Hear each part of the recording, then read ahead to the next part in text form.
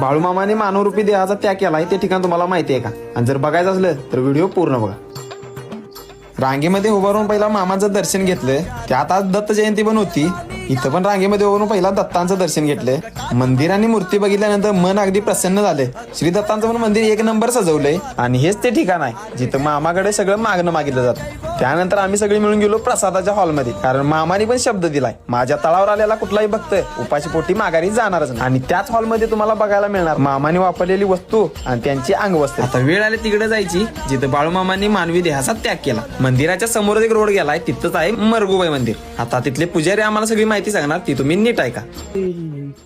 जेवण खाणं पिणं सगळं इथं जातात मामांचे. ते खाली नुसती फक्त समाधी गेली, सगळं जेवण ह्याचीच समोर जेवण असतं ते पाठीमाग बकरी असायची, साईडला झेंडी असायची. मामा इथं असायची आणि मामाने मरगुबाईला बहीणच मांडली असते. मामाने मरगुबाई रात्री बोलत बसायला तिने कोपर पडलेले आहेत, तरी पण मामा तिथंच येऊन राहा. पण अगोदर सांगू सवरून समाधी घेतलं